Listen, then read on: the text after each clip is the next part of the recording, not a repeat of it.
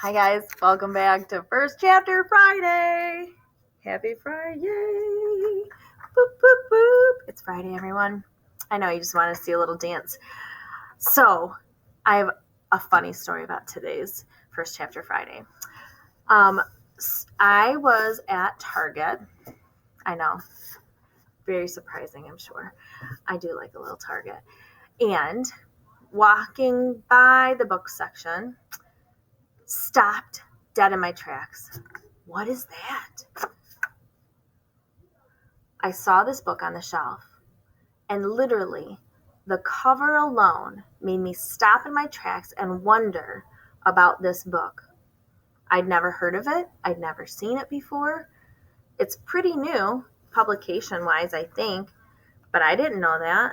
2019, so not too new. So, never heard of it. So, I picked it up. A Wolf Called Wander by Roseanne Perry. That sounds interesting. So then I did what I showed you before. I looked on the back. Look at this photograph. Okay, a real wolf right here. It says, A Wolf Called Wander is based on the extraordinary true story of a wolf named OR7, often called Journey, a wild wolf who traveled a remarkable 1,000 miles across the Pacific Northwest. That's pretty amazing. I like books based on real events. I know that about myself as a reader. Maybe you know that about yourself as a reader. So, this story is about Swift, a wild wolf cub, and he lives with his pack in the mountains. When a rival pack attacks, Swift and his family scatter, and Swift sets out on an incredible journey through dense forests, into barren wilderness, and across flowing water. The trip is dangerous and full of peril, and Swift encounters fire, hunger, hunters, and highways as he wanders. Will Swift find the courage to survive? Will he ever find a place to call home? So if you like books about wolves, if you like books about nature, if you like adventure books, this book might be for you. If you like books based on real events, this book might be for you, right? So here's what really almost happened. Here's the funny part of the story. I thought, I've got to do a First Chapter Friday. I'll just do it right here in Target. Right? Why not? Sat down right there in the book section. Got my phone out, about ready to start recording. A lady walked into the aisle and gave me this look. Clearly not something people see every day. People are walking by me.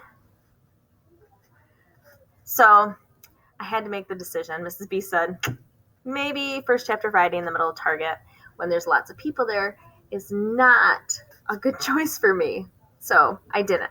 But I thought I'd share this story because I was this close. I was that excited. So I bought the book instead so I could read it and then do First Chapter Friday. So I actually have read it. And it was one of those books I started, and then a couple days later I picked it up and I said, I want to read just for an hour. I finished the book. Not in the hour. I couldn't put it down. So this book is set up in chapters, but the chapters have names. So I don't know, like, for example, chapter called Lightning. I don't know what chapter number that is. I just know that it's called Lightning. So that probably is the main idea of that chapter, right? So chapter 1 is called Pack. So wolves live together in a pack, a group. That's the name of the group. I began in darkness, and my nose tells me everything I know. I have a brother, Sharp, bigger than me, and all growl. I have sisters, Pounce, who loves to wrestle, and Wag, who talks with her tail. And best of all, my brother Warm, who likes to curl up under my chin, the only pup smaller than me. I nose each one of them in the damp dirt above and the dry grass below. I circle the den while the others drowse. I take test runs up the tunnel. They call me Swift because I was the first to stand up and walk. Wherever my legs take me, I always circle back to the empty hollow spot in the center of the den that smells like home, like the only thing I can never smell enough. And then she comes in out of the wind, the best of all smells, Mother. She turns around once, nose touching each of us in turn, and then lies down with her in her hollow. Sharp, Pounce, and Wag dive for her belly to drink. I could have been first, but Mother's fur is full of smells. From her hip to her shoulder to her warm, growly breath, she holds smells with no name. Smells that make me want to push beyond the place at the mouth of the tunnel where Mother has said, "Do not pass," and put my nose where the light comes from. I'm late for lunch. Warm creeps toward the last drinking spot. I lunge for it. And then, drinking fast and strong, gulps and dribbles and gasps. Mother sings to us as we drink, and the wide world beyond our den, and the story of our life in the mountains. About the wide world beyond our den, and the story of our life in the mountains. I take in her song like air, like milk. Pack, mountains, elk, stars, wind, rain, howl, hunt, mountains, pack. As always, Warm squirms under me in his low-to-the-ground way. He whimpers and pushes his head up under my chin. Pop! My drinking spot is gone. Belly half full, I move on. I not even try Sharp. He's big, and there's a bite behind all that loudmouth yowling.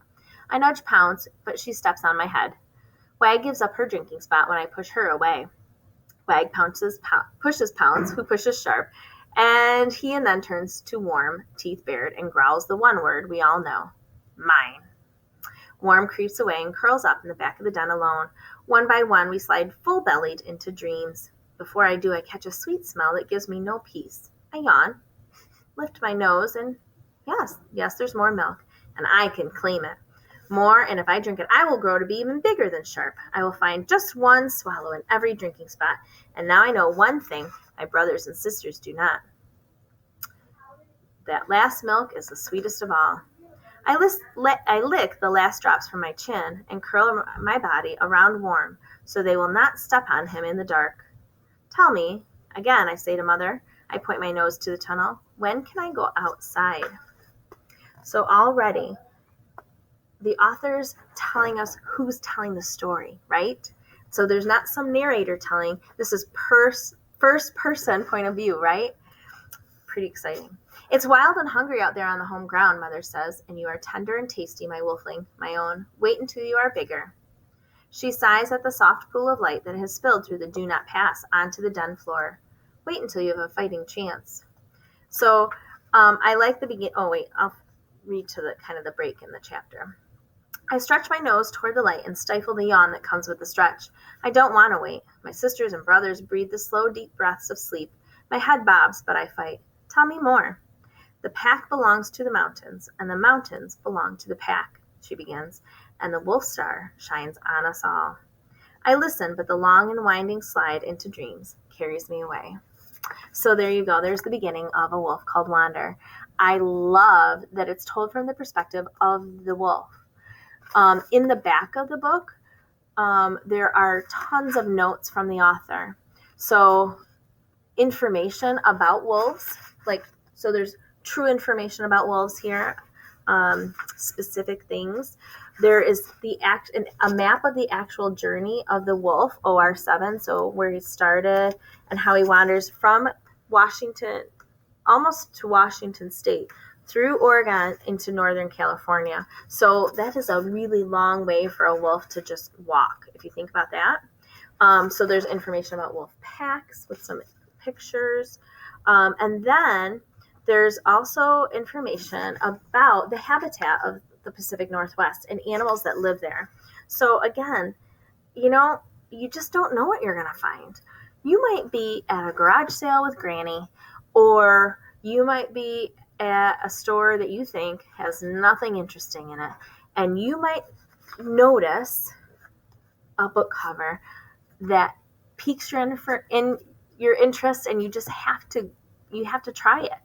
And sometimes they're great books, and sometimes you might not like them. Maybe it seems interesting, and then it's not for you, and that's okay too, right? But don't walk away if you get a little interested. That's my story for today. So have a great Friday and pick up a good book.